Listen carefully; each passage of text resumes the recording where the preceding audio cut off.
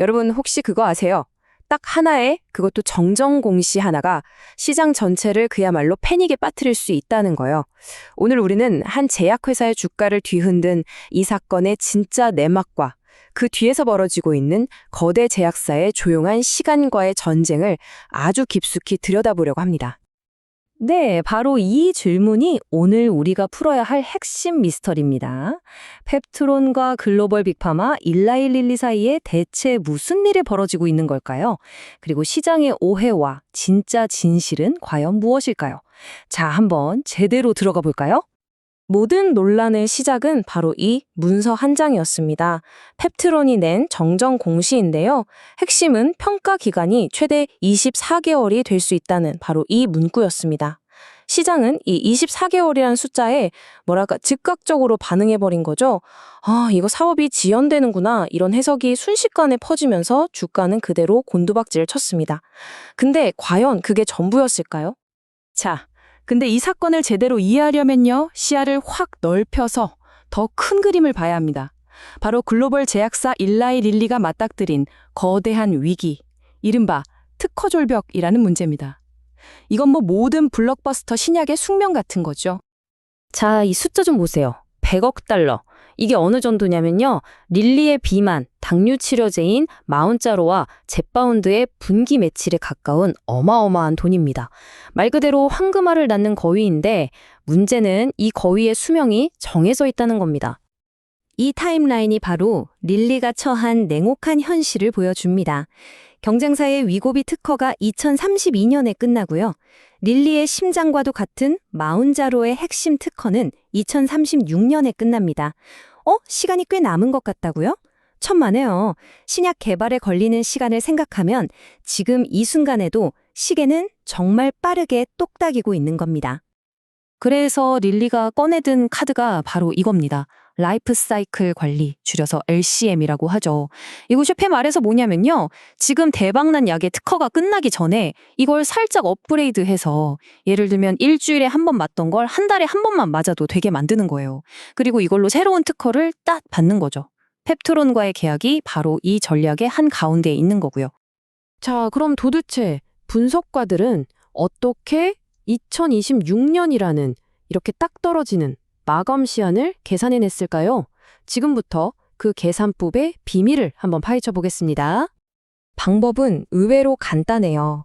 바로 역산입니다. 거꾸로 계산하는 거죠. 자, 보세요. 첫째, 2036년 특허 만료 전에 시장을 지키려면 늦어도 2034년에는 신제품이 나와야겠죠? 둘째, 이런 새로운 제형 개발하는데 보통 7년에서 8년 정도가 걸립니다. 자, 그럼 2034년에서 8년을 한번 빼볼까요? 네, 정확히 2026년이 나옵니다. 늦어도 이때까지는 임상 1상을 시작해야 한다는 결론에 이르는 거죠. 아주 논리적이죠? 이 표를 보시면 상황이 훨씬 더 와닿으실 겁니다. 만약 2026년 초에 임상을 시작하면 2033년에 출시해서 3년이라는 여유를 가질 수 있어요. 아주 이상적이죠. 근데 만약에 이게 2027년으로 단 1년만 늦춰지면 어떻게 될까요?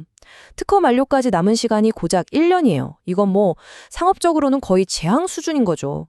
2026년이 왜 그렇게 중요한지 이제 감이 오시죠? 바로 이 절박한 지점에서 펩트론이 딱 하고 등장하는 겁니다. 아니, 릴리 입장에서 펩트론이 왜 그렇게 매력적이냐고요? 첫째, 이미 상용화된 약으로 기술력을 검증받았죠. 둘째, 한국에서 원료부터 완제품까지 싹 다 해결할 수 있는 잠재력이 있죠. 그리고 가장 중요한 셋째, 일주일에 한 번 맞던 주사를 한 날에 한 번으로 바꿔주는 바로 그 핵심 기술을 가졌기 때문입니다. 이건 릴리의 전략에 그냥 완벽하게 딱 들어맞는 파트너인 셈이죠. 자, 그런데 말입니다. 잠깐만요. 이 2020년 마지노선 이론이 정말 절대적인 진리일까요?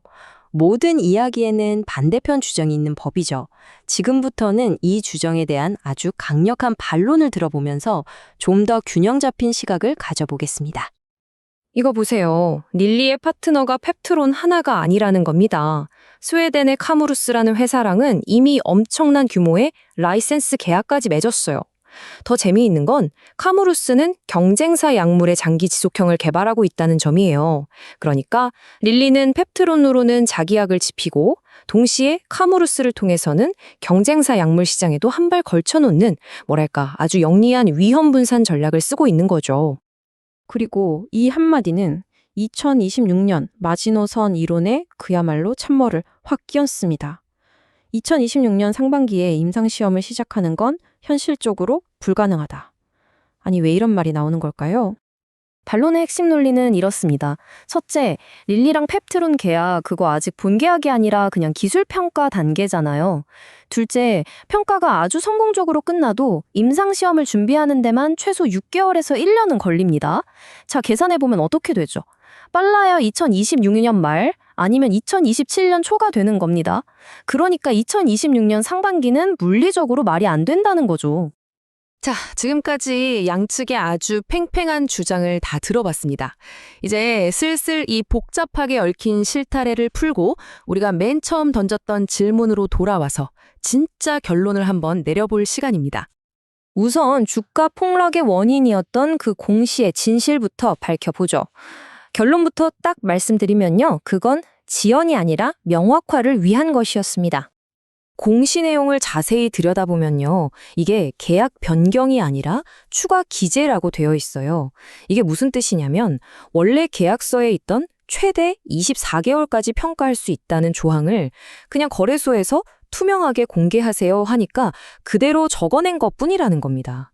바뀐 건 하나도 없는데 시장이 이걸 보고 지레 겁먹고 과민 반응한 일종의 해프닝이었던 거죠. 네, 맞습니다. 펩트론 주가를 둘러싼 공포는 시장의 오해였습니다. 하지만 그렇다고 해서 일라이 릴리의 발등에 떨어진 불이 꺼진 건 절대 아닙니다. 그들의 전략적인 시계는 여전히 아주 급박하게 돌아가고 있습니다.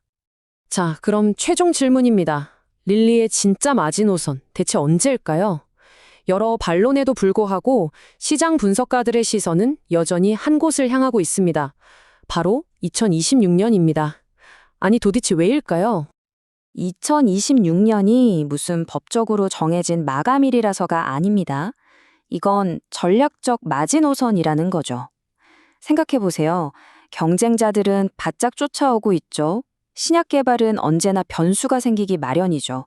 이런 모든 리스크를 감안했을 때 100조 원이 넘는 거대한 제국을 안전하게 지키기 위한 마지막 안전 출발선, 그게 바로 2026년이라는 겁니다. 결국 모든 이야기는 이 질문 하나로 모아집니다.